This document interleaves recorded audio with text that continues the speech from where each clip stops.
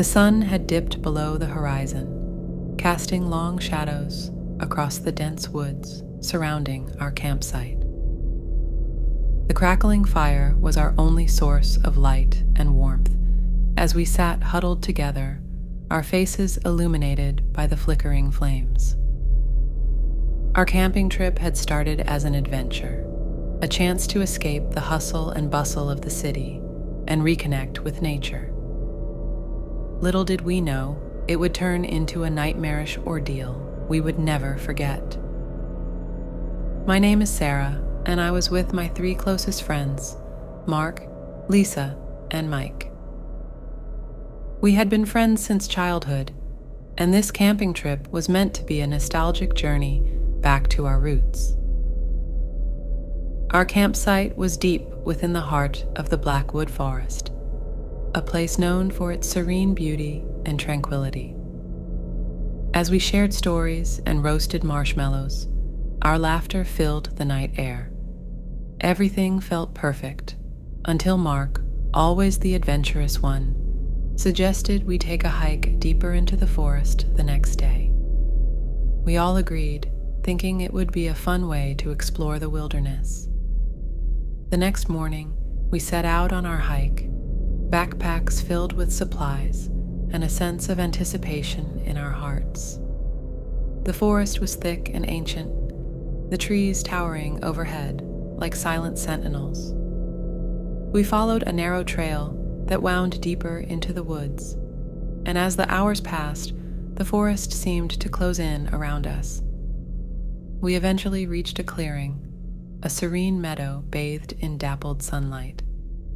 It was the perfect spot for a picnic, so we decided to take a break and enjoy the sandwiches and snacks we had brought along.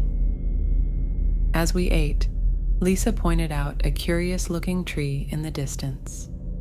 Its gnarled branches seemed to twist and contort, and its bark was darker than the surrounding trees.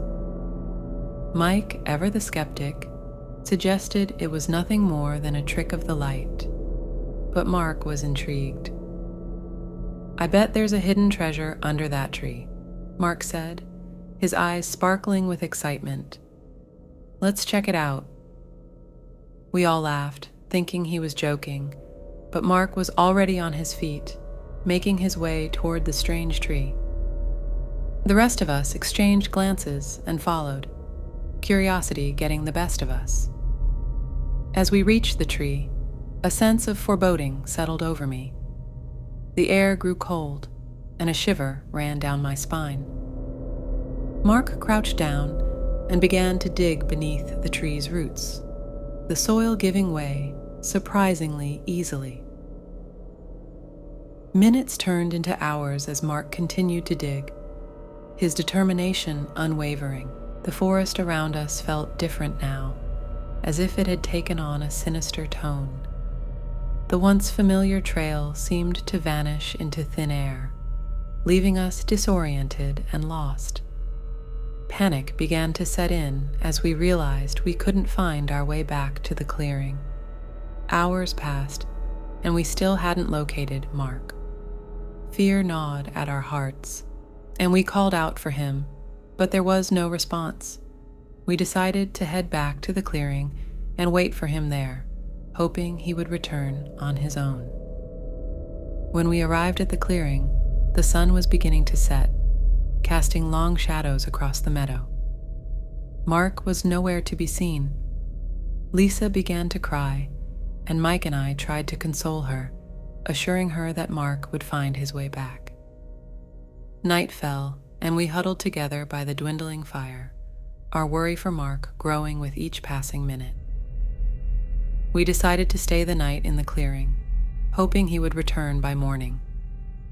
But as the night wore on, strange things began to happen.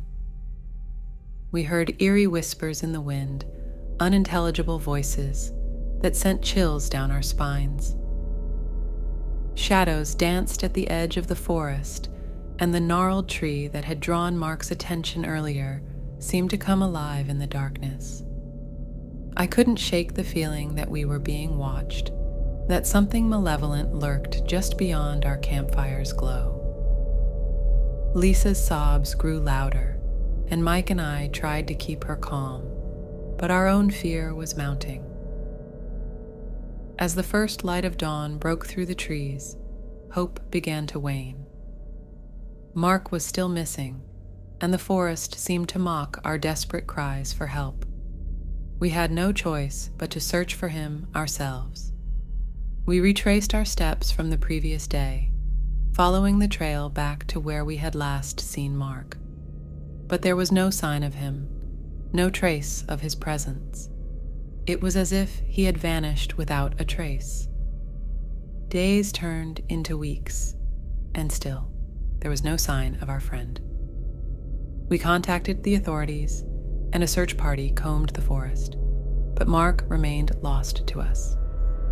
As the months passed, our lives spiraled into disarray. The forest had taken its toll on our friendship, and we drifted apart, haunted by the memory of that fateful hike. Then, one evening, as I sat alone in my apartment, a familiar voice whispered through my window. It was Mark's voice, soft and distant. I rushed to the window, my heart pounding with hope, but there was no one there. The voice grew louder, more insistent, beckoning me to return to the Blackwood Forest. I contacted Lisa and Mike, and together we returned to the forest, guided by Mark's ghostly whispers. The forest had changed, grown darker and more sinister. The gnarled tree still stood, its branches twisting and contorting like a malevolent specter. We followed Mark's voice deeper into the woods, our desperation blinding us to the dangers that lurked in the shadows. Finally, we reached a small clearing, and there, beneath the twisted branches of the tree, we found Mark. But he was not the friend we had once known. His eyes were empty, his skin pale and gaunt. He whispered to us, his voice a hollow echo of the Mark we had lost.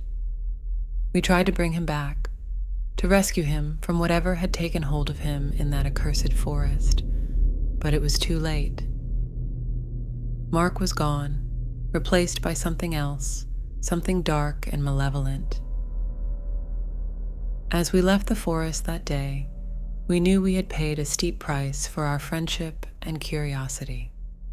We had ventured into the heart of the Blackwood Forest, and in doing so, we had unleashed a darkness that could never be contained.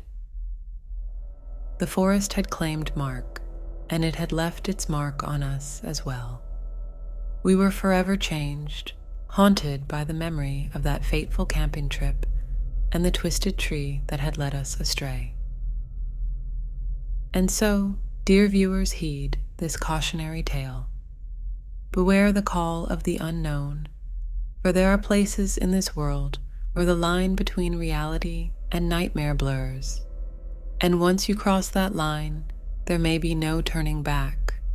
The crisp autumn air filled our lungs as we embarked on our camping trip to the remote Pinecrest Valley. It was a weekend escape from the demands of our busy lives, a chance to reconnect with nature and each other. Little did we know that our journey would lead us into the heart of darkness. My name is Tom, and I was accompanied by my wife, Emily, and our two friends, Chris and Sarah. The forest surrounding Pinecrest Valley was renowned for its breathtaking beauty, but it was also known for its isolation. We wanted to get away from the crowds and find a secluded spot to set up camp, so we decided to venture deeper into the woods. The hike to our chosen campsite was long and arduous, but the promise of solitude kept us going. As we pushed deeper into the forest, the trees grew taller and the underbrush thicker. The path ahead became less defined, and soon we were forging our own trail. By the time we found the perfect clearing to set up camp, the sun had already dipped below the horizon, bathing the forest in twilight. We hurriedly pitched our tents and lit a campfire, the warm glow pushing back the encroaching darkness. As the night settled in, we shared stories and laughter around the fire, the sounds of the forest providing a soothing backdrop. But as the fire dwindled, so did our conversation, and the silence of the woods began to weigh on us. That's when we first heard it, a distant, mournful howl echoing through the trees.